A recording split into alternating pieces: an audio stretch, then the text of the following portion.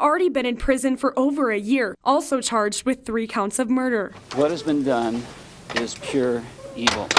The fire happened in the middle of the night at their home on Undimmed Circle in Colorado Springs in 2003. The prosecution said Deborah and her husband set the fire for insurance money so they could pay for their meth addiction. Left a loving family to enter the dark, evil world of meth.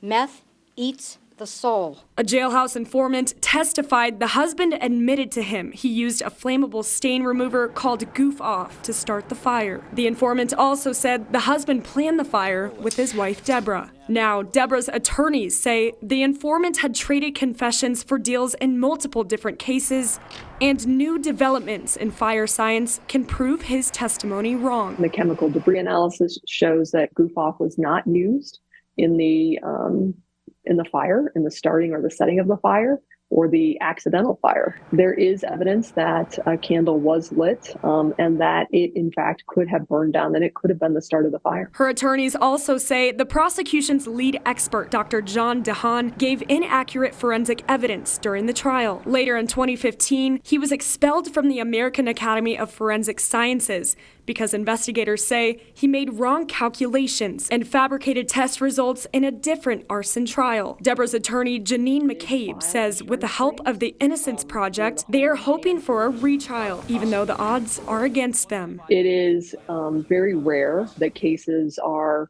that clients are given a new trial based on new evidence. But those cases do come along. And she's determined to free a mother she says has been in prison for 14 years too long. The enormity of my loss threatens to crush me every day. And the attorney for her husband is also asking the district attorney's office to take a look at what they say is updated scientific information in his case. In the meantime, the DA's office has filed a motion asking for 6 months to respond to Deborah's attorneys. Allison. Maggie, thank you. The Department of Veterans Affairs is reaching out to veterans in the Pikes Peak region to encourage them to enroll in new federal benefits. The VA secretary visited Colorado Springs today to promote the new program. The PACT Act, as it's called, was passed by Congress over the summer, and it created new funding to help address medical needs of veterans exposed to toxins while they were deployed overseas. News 5's Andy Cohen has that story.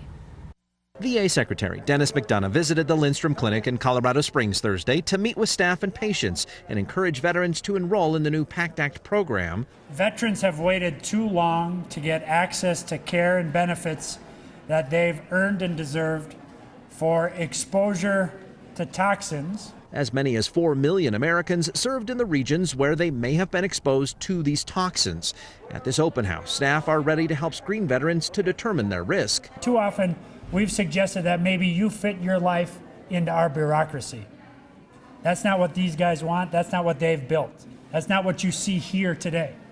This is a system that's building our infrastructure into their lives. The administration also announcing this week that those suffering from a terminal condition due to a toxic exposure will have their claim moved to the top of the list. President Biden, in light of his personal connection to this issue, has also said, if you are a veteran suffering from cancer, we will process your claims first. The secretary also recognized the need to build trust with veterans to help them receive the care they've earned. The VA healthcare system, the VA benefits system is a manifestation of the sacred obligation that we have to veterans.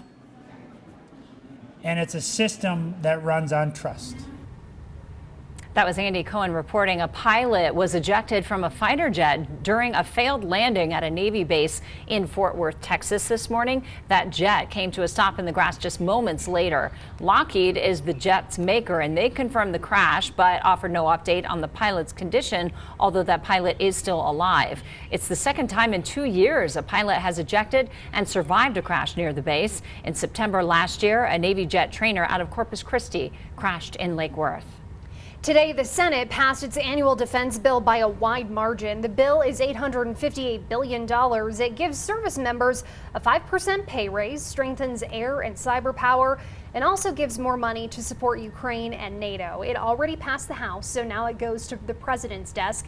The bill also rescinds the U.S. military's COVID vaccine mandate. Military members no longer need to get the shot. And speaking of COVID, the White House pretty concerned about a possible spike in cases as winter sets in. We saw an increase in cases and deaths after Thanksgiving. The Biden administration is warning Americans ahead of the holidays, urging people to stay safe.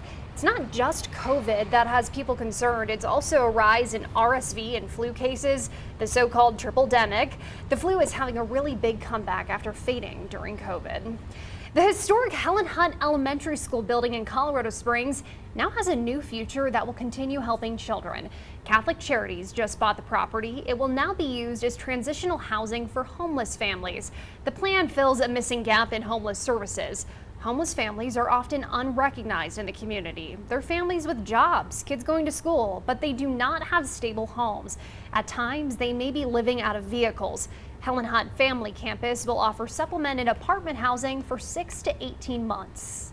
It is designed to recognize the fact that you have to have housing before you can start to work on some of the other things that are going to get you to a place where you can start to experience that type of stability. Such a unique use of space here. There will be a rent requirement based on a percentage of a family's income. That builds a rent history needed for future housing applications, and it can also provide an element of dignity. Amazing program there for sure. This is too Buena Vista Elementary School, one step closer to having a zero waste lunch program through reusable lunch trays. The kitchen manager says they were throwing out about 500 foam lunch trays in the landfill every week, but last month her wish for reusable ones became a reality. Oh my gosh, it's like a godsend. Now, if I could get the kids to eat their vegetables, I would be in heaven. Yeah, teach me how to do that with my 5-year-old. The zero waste program is not finished yet. They're also planning on eventually getting rid of the plastic sporks that the students use at the school too. Trump-era immigration rule Title 42, it's going to expire next week. Coming up, the plan that the Biden administration has for the future. We are on weather alert tonight for dangerous roads and also some dangerous wind chills. We get a weekend warming trend and then more cold Arctic air in your extended forecast. A lot of important information next right here. This is News 5 at 10. And now, your First Alert 5 weather. It was just enough snow to crank up that Christmas energy, but man, I'm telling you, those roads are slick and icy. Be very careful if you have to get out later tonight or tomorrow morning on those untreated roads. Wind chill in the city right now is 6 degrees above zero. That's live from downtown Pueblo. Some neighborhoods got a couple of passing snowflakes, but it's dry. Roads are okay in the Steel City.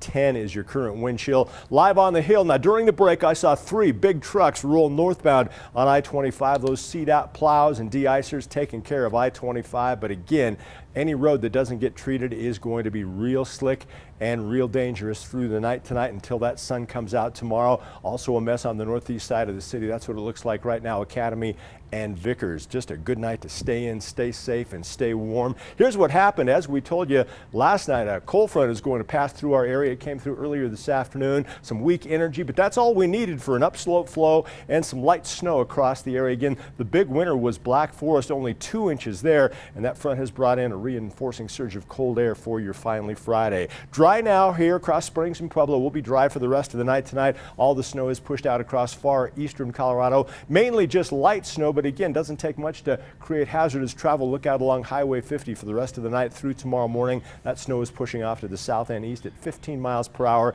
and will be history after midnight tonight. Wind chill now becomes the big story. 7 o'clock tomorrow morning. Look at this. This is brutal. Wind chills 16 below from Woodland Park into Monument. Exposed skin can suffer frostbite in a short period of time when it's that cold. So if you're going to be outdoors for an extended period of time, cover your entire body, dress in layers, certainly wear something over your head. No picnic across the Springs in Pueblo either. We're still only in the teens at 9 o'clock tomorrow morning. Even by noon, wind chills in the single digits up across northern El Paso County into Teller County. Sky conditions clear, but also very cold. 7 a.m. will be in the single digits on the thermometer. By late morning, 20s and 30s, just about everybody's still below freezing at that that time during the afternoon into the evening hours. Clear skies and cold. That's the big takeaway with this forecast. Now, speaking of cold, I'm watching a big pocket of very frigid Arctic air. By Sunday, it's still well up to the north of us across the Canadian border, but here it comes. Strong cold front blast through here late on Wednesday, so by Thursday, a big helping of that frigid Arctic air all across eastern Colorado,